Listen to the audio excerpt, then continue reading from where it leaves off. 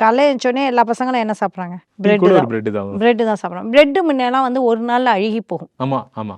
இப்போ பிரெட்டு வாங்கி வச்சா எத்தனை நாள் இருக்குது? ஒரு வாரத்துக்கு தாங்க. ஒரு வாரம் இருக்குது. ஒரு வாரம் ஆகுதுன்னா அதுக்குள்ளே இருக்கிற மைக்ரோப்ஸ் இருக்குல்ல, அதாவது நுண்ணுயிரிகள், ஆமா. அது வந்து இல்லாமல் இறந்து போகிற அளவுக்கு ப்ரிசர்வேட்டிவ் சேர்க்குறாங்க. அந்த பூஞ்சை சேராம பூஞ்சை சேராமல். பூஞ்சியை கொல்ற ஒரு சேர்மானம் இருக்குல்ல, அது நம்ம வயிற்றில் இருக்க பூஞ்சைகளையும் கொல்லும். நல்ல பாக்டீரியா, நல்ல பாக்டீரியாக்களை கொல்லும். ஸோ இந்த மாதிரியான உணவு பழக்கங்கள், அதாவது ப்ரிசர்வேட்டிவ் அதிகம் உள்ள உணவு பழக்கங்கள் நீங்கள் சாப்பிட சாப்பிட என்ன ஆகும் அப்படின்னா நம்மளோட கட்டு வந்து சரியில்லாமல் போகும். சரி, கட்டு சரியில்லாமல் போனால் அதுக்கும் பிசிஓடிக்கும் என்ன சம்மந்தம் அப்படிங்கும்போது அது நம்மளோட இன்சுலின் பிரச்சனையை வந்து உருவாக்கும். இன்சுலின் பிரச்சனை உருவாக்கும் பொழுது நம்மளோட ஹார்மோன்கள் வந்து தாறுமாறாக மாற ஆரம்பிக்கும்.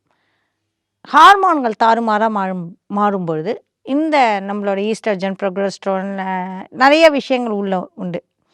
அந்த விஷயங்களும் மாற இது வந்து அந்த கருமுட்டைகள் அப்படிங்கிறது வந்து நம்ம வயிற்றுலேயே இருக்கும்.